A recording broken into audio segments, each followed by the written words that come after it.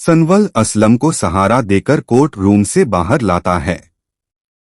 जैसे ही पिया और असलम बाहर कदम रखते हैं, असलम की आंखें भर आती हैं। वह कांपते हाथों से सनवल का हाथ थामकर कहते हैं, बेटा, अगर आज तुम साथ न होते तो मैं इस झूठे इल्जाम से कभी बाहर नहीं निकल पाता।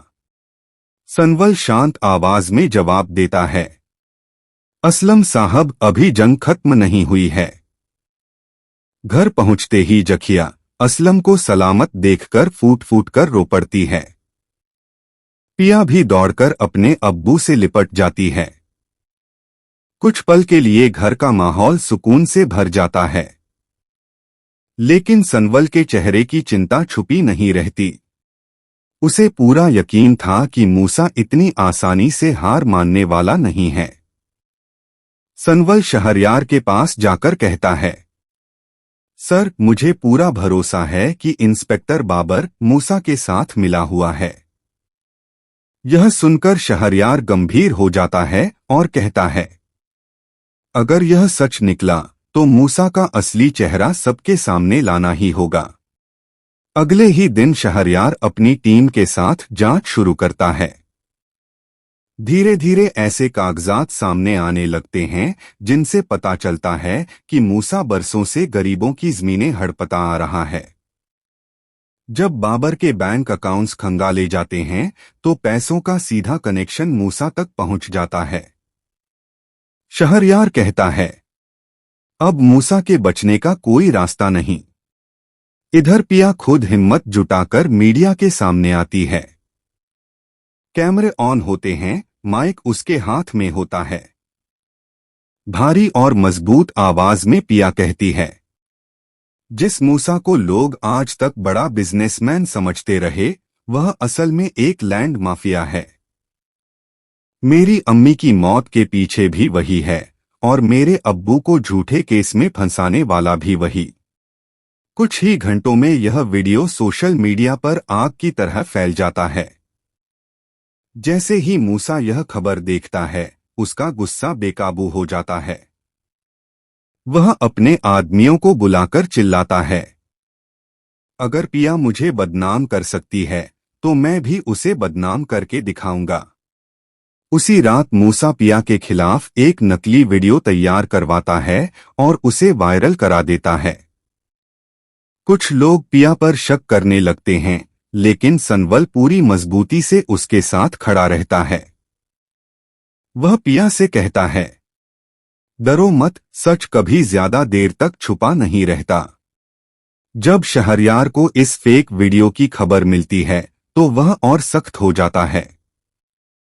वह तुरंत बाबर को बुलाता है और चेतावनी देता है, अगर अब भी सच नहीं बताया तो नौकरी से हाथ धो बैठोगे। डर के मारे बाबर मूसा की पुरानी फाइलें शहरयार के सामने रख देता है। फाइलें देखकर शहरयार कहता है, अब बिना देरी किए अरेस्ट वारंट जारी होगा। पुलिस तुरंत मूसा के घर पहुंचती है। मूसा भागने की कोशिश करता है, लेकिन पुलिस उसे दबोच लेती है। अदालत का दिन आता है। मूसा खुद को बेगुनाह साबित करने की कोशिश करता है, मगर सारे सबूत उसी के खिलाफ होते हैं। गुस्से में जज फैसला सुनाते हैं, मूसा, तुम्हें धोखाधड़ी और गरीबों की प्रॉपर्टी पर कब्जा करने के जुर्म में 10 साल की सजा सुनाई जाती है। मूसा का चेहरा उतर जाता है। वह कोर्ट में असलम के सामने हाथ जोड़कर माफी मांगता है, लेकिन असलम साफ शब्दों में कहता है, तुमने जो जख्म दिए हैं उनकी कोई माफी नहीं होती। उसी वक्त अलियार कोर्ट में दाखिल होता है। अपने पिता को हथकड़ियों में देखकर वह कहता है, अब्बू, आज आपको आपके गुनाहों की सजा मिल रही है। फिर वह पिया के पास जाकर आंसुओं के साथ माफी मांगता है। पिया सिर्फ इतना कहती है, अब सब खत्म हो चुका है। अलियार खामोशी से वहां से चला जाता है और अमेरिका जाने का फैसला कर लेता है।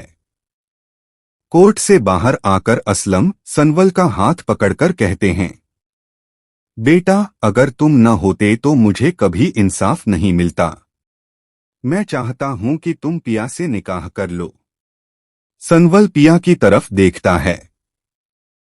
पिया बिना झिझक कहती है, अब्बू, मैं सनवल से प्यार करती हूं। घर में खुशियों की रौनक लौट आती है। कुछ दिनों बाद निकाह का दिन आता है। घर सजा होता है। मौलवी साहब निकाह पढ़ाते हैं। पिया बिन्त असलम, क्या आपको सनवल से निकाह कबूल है? कबूल है। फिर सनवल से पूछा जाता है और वह मुस्कुराकर कहता है, कबूल है। शादी के कुछ समय बाद असलम साहब की तबीयत अचानक बिगड़ जाती है। सब उन्हें अस्पताल ले जाते हैं। अस्पताल के कमरे में असलम सनवल को पास बुलाकर कहते हैं, मेरी बेटी पिया अब तुम्हारी जिम्मेदारी है। इसका ख्याल रखना। इतना कहकर उनकी आंखें हमेशा के लिए बंद हो जाती हैं। पिया टूट जाती है, लेकिन सनवल उसे संभाल लेता है।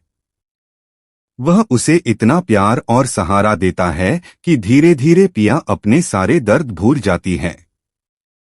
वक्त बीतता है और 1 साल बाद सनवल और पिया के घर एक बेटे का जन्म होता है। घर फिर से खुशियों से भर जाता है। पिया अपने बेटे को सीने से लगाकर मुस्कुराते हुए कहती है, अब मेरी जिंदगी पूरी हो गई है।